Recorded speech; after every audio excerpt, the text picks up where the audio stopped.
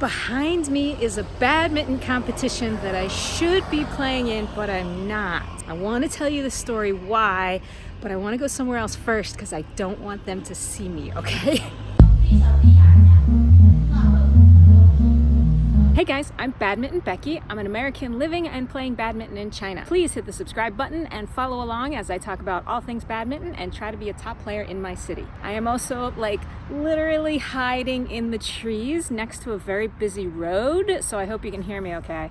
But I just don't want anyone at that competition to see me because it's the teacher competition at my school. It's a competition I've entered 3 years in a row ever since I started playing badminton, and for the past several years I've always gotten second place. I play women's doubles with one of the other teachers, and it is not an intense competition, and actually you win a little bit of money, and I know everybody that plays. It's the same people every year. It's just the teachers at my school. So why did I cancel? You know I love competitions, and at the end of my last competition I said this: next weekend we have our next competition. No rest for the weary. So I had a competition a week later, but it's been more than 2 weeks and you haven't seen a video, obviously. I had to cancel that video because of my health. It was a local competition and I really struggled about if we should forfeit or not because I was not feeling good, but it was not a high level competition. It was my local community, my district competition. Aja and I have played together many times. Before we were even a couple, we got 5th place. After that, a couple years ago, we got 3rd place. So it's not an incredibly difficult competition. And even in my weakened health state, I felt like we could have had a really good chance at 2nd or 3rd. But unfortunately, I was way too weak and I ended up in the emergency room. So not playing was the right idea. But this competition right now, I'm not so weak. In fact, my health is on the upside instead of the downside. But I still decided to cancel it for another reason. You see, these local competitions is how I measure myself and my gameplay because they are always the same people. The big competitions that I participate in, there's a lot of people and I never ever play against the same people. Even if the same people compete, with 28 teams, what are the chances that I'm gonna run into the same opponent that I had last time? So these local competitions, there's the same people every year and it's only people in my neighborhood can play, so it doesn't change that much. So I can really measure myself and test myself as time goes by. I can see directly how I play with the same people, and I could see myself, moving up the ranks, which is very exciting. My badminton journey has never been a secret, and I've never been shy with my ability. As soon as I started playing, I started entering competitions, especially this local competition, because it's not very high level and I definitely belong because I am a part of this community. So I've always done it, and everybody in my community has seen my rise in badminton. They saw me 4 years ago when I was a total beginner. They saw me 3 years ago, 2 years ago, 1 year ago. They see me all the time and they see my rise and my dedication to the sport. And I get a lot of really nice comments from people when I see them, at these local competitions about how much I've improved. But unfortunately this year I've been really sick on and off and I haven't done any training and I've done a lot less playing than normal. And you've seen in my recent competitions that I've been playing kind of the beginner level mixed doubles where I stay in the front. I don't have enough strength or stamina right now for me to go back in defense and for me to cover the back of the court.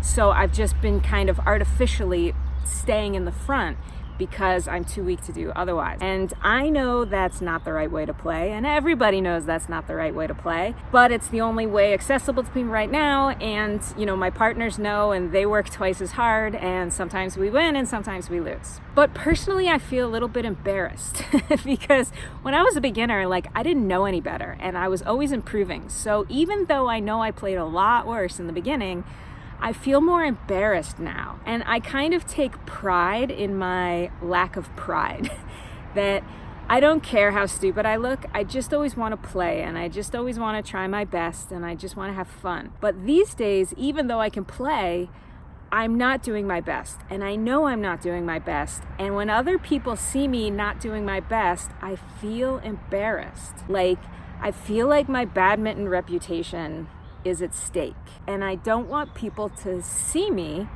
They don't know anything about my health. They don't know anything about me. They see me twice a year, maybe at a competition. And I don't want them to say like, whoa, what happened to Xiao Bing? Like, she was really doing good for years. And now she's just like fallen off and she's terrible. Like, what happened? I don't want people to think that. And I'm embarrassed to admit this because I really pride myself on not caring what people think.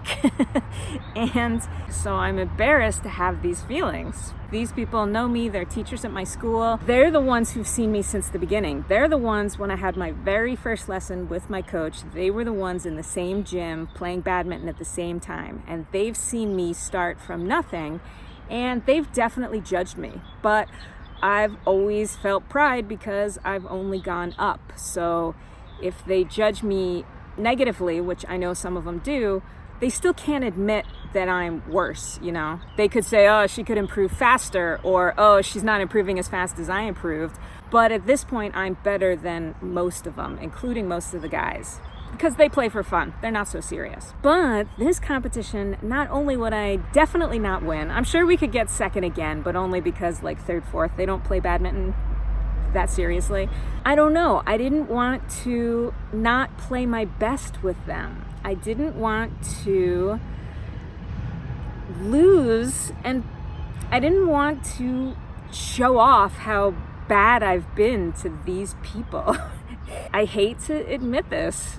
I don't know. There was something besides my physical health stopping me this time. This was more like a mental thing. Not that I care about these people's opinion of me, but these are the people that have seen me since the beginning, and I only want them to see me going up.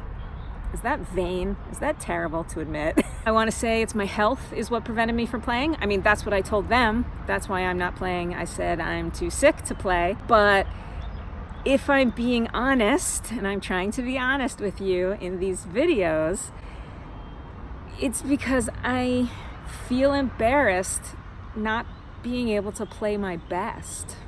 So it's really stupid, and I know that this is temporary. I know in the hero's journey of my badminton life, these are just the trials and tribulations that come with ultimately a later success, that I know when I overcome this and I come back stronger and better, that I will have learned lessons to make me a future champion.